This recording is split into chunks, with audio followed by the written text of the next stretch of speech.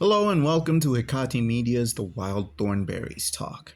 In this video, we're going to talk about a show that a lot of us watched back in the day during Nickelodeon's prime. Yeah, that's right. Nickelodeon was the grand champion of children's entertainment, especially animation at some point.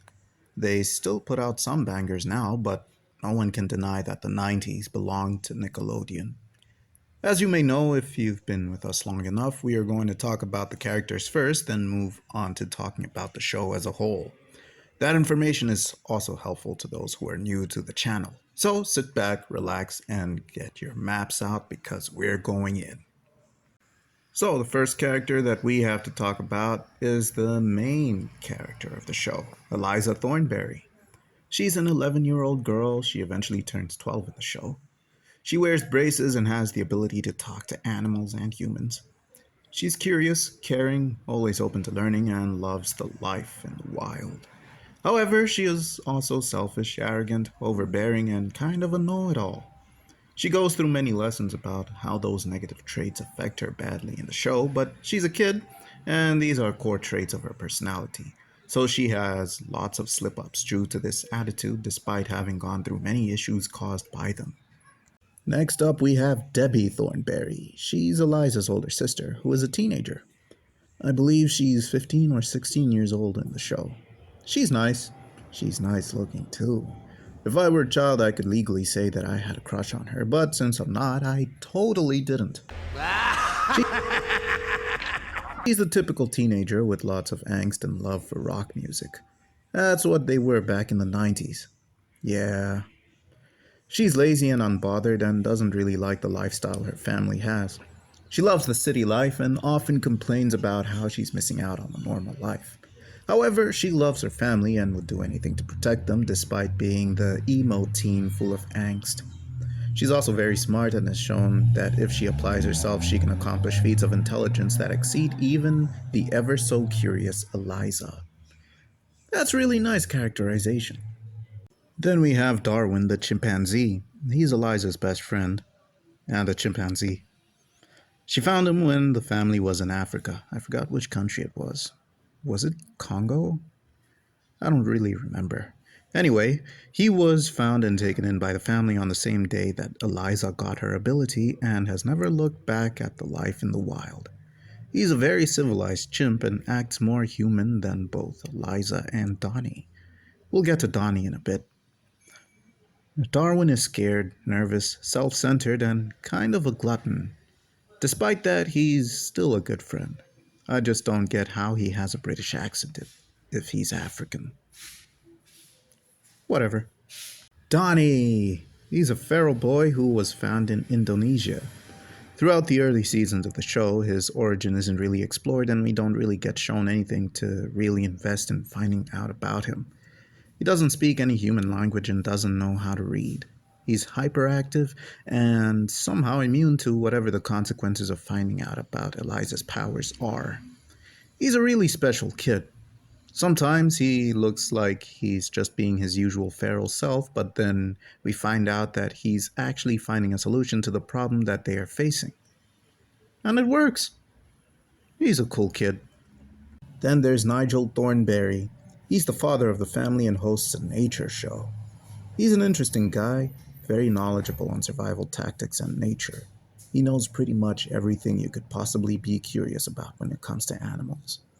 He comes from Scotland and has extremely rich parents. How he ended up being a guy who loves being in the wild is interesting to me. His parents live in a castle. Although he's very intelligent and knows how to survive in the wilderness, he's very socially awkward. He often has no idea how to handle his daughter's squabbles or how to help them navigate their social circles in a modern way. He's still stuck to his outdated methods. But they do work, funny enough. He's kind, considerate, and is a cheerful fellow. Finally, we have Mary Ann Thornberry. She's Nigel's wife. She operates the camera and edits the videos of her husband's work before sending them to the foundation. She's devoted to her husband and the family and is also a bit of a loose cannon. She doesn't get along with mothers. She doesn't get along very much with her mother and really doesn't get along with Nigel's mother. She loves to do things her way, and it's often shown when she tries to challenge her limits. She's the I'm fine kind of person. You know, the person who gets seriously injured and can't handle certain tasks but then insists on doing them, possibly endangering everyone around them. Yeah, that's her. She's also the type to refuse to ask for directions. Nigel is the tame one. They make a pretty good team. She's stern and attentive to her daughters and had a bit of a wild childhood and adolescence. However, she grew up to be a responsible and exemplary mother. So, now that we have gone through the characters, let's talk about the show. The show was originally conceived as an adult animation, but then when it wasn't picked up by the studio it was changed to a children's show and pitched to Nickelodeon. The original idea was to make Eliza very ugly so that she could tear down the trope of having the main heroine always be good looking. This wasn't a very stern decision, though, because they ended up making her a bit cuter than what the original intention was. They couldn't fully commit to making her ugly. It worked for the show, though. The really big lips, the big face, and the tiny body, and the braces. Yeah, we could see that some of it was there. Anyway, her look is now iconic. Well, for the show, that is. Speaking of looks, she even changed outfits in the final season of the show. That was interesting to see. Characters back in those days never changed outfits for more than a scene or two in an episode, or for more than an episode because they were in a setting which required a temporary change in outfits. The only show I saw that constantly happening in was Kim Possible. That show was a real game changer. I like the characters and how deep they are. Their depth wasn't just core personality traits that are meant to push the story forward. The characters were actually treated like real people. The stories were told naturally and their characters were put into the stories, unlike other shows where the story being told depended on the characters. Here, any character could be put into any situation and they had to find a way to get out. That's something really commendable. The show was very well written. It had character drawn, complex character interactions, and valuable lessons about the animal kingdom. I learned a lot of things about animals while watching this show. I get it. They wanted to teach us children about what animals are like. I see what you guys did there. It was all part of the grand design, wasn't it? You sly dogs. You guys are really clever with this. I like the way they travel around the world. There are many countries that I had no idea what cities were in them. Unfortunately, or rather, as it was meant to be, they only visited the wilderness in such countries. I did get to discover new names of places for stories that I could come up with when I'm writing stories of my own down. I'm an aspiring writer, by the way. The show mixes the nostalgic visuals of 90s Nickelodeon and some improved visuals. You could see how technology was improving as you followed the show. It was really nice. I felt like I was going forward in time. Well, we actually are, but you get the point. You get the idea. The adventures got really dramatic sometimes, and you'd wonder if you were still watching the same show as before, but it all fit in the end. The most tense episode was when they were marooned on an island and were trapped in a cave which was flooding. Eliza was just about to tell the family about her secret, but then the crisis was averted. I had my butt cheeks clenched there. There was some serious drama in that episode. Aside from dramatic episodes, there were also really deep and emotional episodes. The first one of that kind left me kind of disturbed. They had gone to a village in Africa. I forgot which country, but I think it was Tanzania. And there was a legend of a girl who was dragged into the jungle and never came back, highly likely because she was eaten by lions and became a ghost. At some point, Eliza got lost in the jungle at night, and Marianne called out to her using speakers, and she somehow managed to hear them even though she was deep in the jungle. She followed the sound and found her family again. The missing girl story was discarded by everyone as a mere ghost story, but then the last shot of the episode was a silhouette of a female adult in the trees with white eyes, watching over Eliza and the others, hinting that she was the one who guided Eliza to her family. Yeah, that episode was actually quite disturbing. Not in a bad way, though. The other episode that got me was the episode about Donnie's origin. They dedicated season 4 to telling Donnie's origin story. It turns out that his parents loved animals too. They got along very well with orangutans in Indonesia and taught some of them sign language.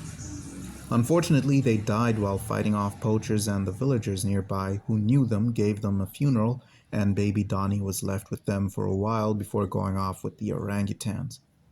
Eventually, the orangutans found the Thornberrys and noticed that it was better for him to be with his own kind and set things up for him to be found by them.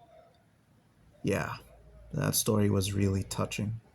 It turned out that Nigel and Marianne knew Donnie's parents. They didn't know them very well, but at least they knew their names. That story messed me up real good when I saw it. The show knew how to get people invested emotionally. There were other powerful episodes in the stories, but these were the ones that stood out the most to me. The characters grow and kind of evolve throughout the show. We get to see Eliza learn the same lessons over and over again and continue to make the same mistakes differently throughout the show. It's crazy, but it reflects human nature in real life. We don't learn a lesson and then never make mistakes again. We make them in different ways because we think the situations should be handled differently. That's exactly what she does. That earns her the ire of many people around her, especially her older sister, Debbie. Even Darwin has had many moments where he called her out on her attitude. Sometimes it was just because she wasn't favoring and spoiling him the way she usually did. Their friendship is also nice to see, but it gets weird and less than realistic at times. Darwin gets way too jealous when it comes to Eliza's friends and is too uncomfortable in the wild for it to be real. I get that it's a cartoon, but couldn't you make the chimpanzee a little more feral than the feral human being? It's a nice contrast, yes, but Darwin is a chimpanzee and grew up in the wild. Donnie is a human being and spent only a small portion of his life with animals, yet is the wildest thing around. Guys, we need to do better here. But then again, it would be a lot more complicated to create dynamics that work in children's cartoons like that, huh? Or maybe it was just too much work, or it was just their choice to make it like it turned out to be. Who knows? Nigel and Marianne have a solid relationship, but I do wish Marianne would learn a bit more from her I'm fine tendencies. But then again, we know where Eliza gets her know-it-allism from. Eliza also claims to never need help when she's doing something dangerous. She always gets into trouble because of her tendency to ignore warnings. She gets it from her mom. Amazing. Marianne also needed to have a little more time to heal from her mother's overprotectiveness. It seems that she became a rebel who didn't want help because her mother used to baby her a lot. She grew to resent her mother's company because of that. She loved her, but the pressure was unbearable for her. Yeah, parents have that effect on people a lot of the time.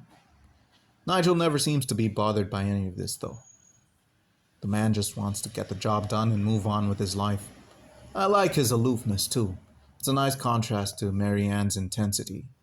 Nigel is the chill one, Marianne is the intense one. Nice.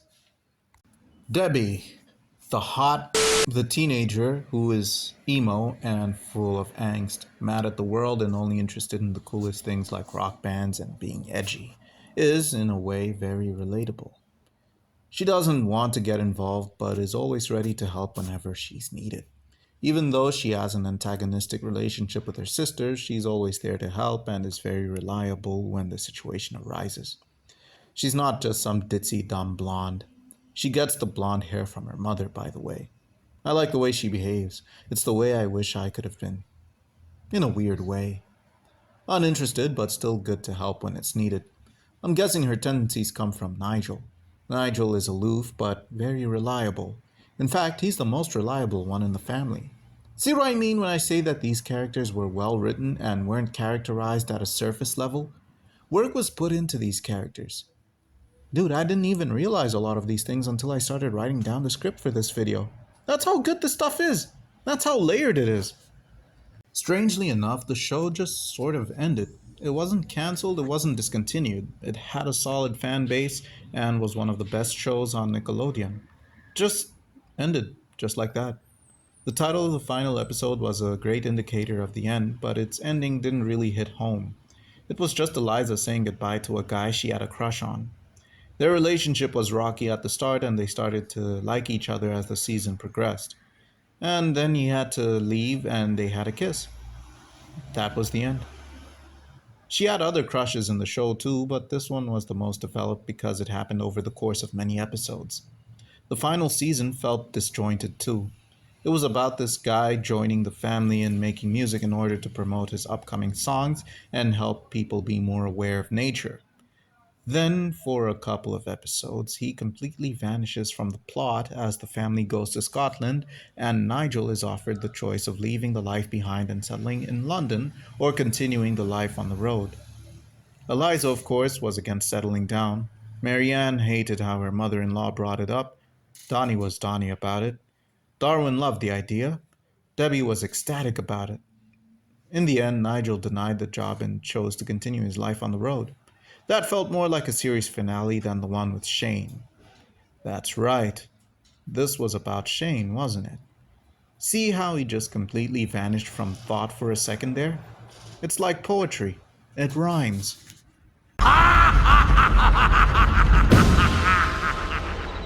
Those episodes with the career dilemma to me should have been the last episodes of the show. Saying goodbye to Shane should have come just before that. Or maybe that's how it is chronologically. I don't know. I didn't find any information suggesting that online. It doesn't matter anyway. The show was over and had a good enough ending. I couldn't decide who my favorite character was between Nigel, Donnie, and Debbie.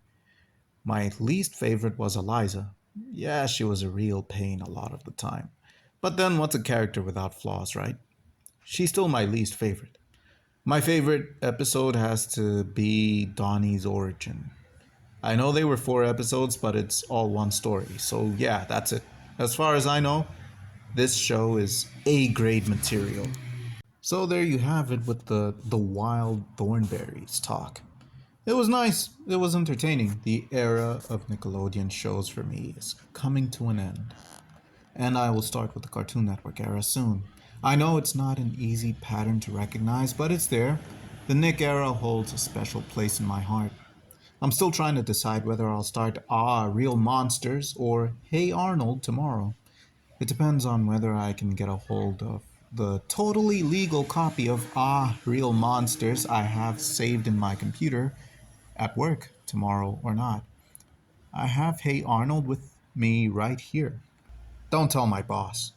Also, I apologize for not having uploaded anything last Sunday. It turns out that this week was the anniversary of one of the worst things that has ever happened to me. I guess it must have done something to me because I was really not up for uploading anything. Even this video was quite a chore, but I had to force myself, and here we are.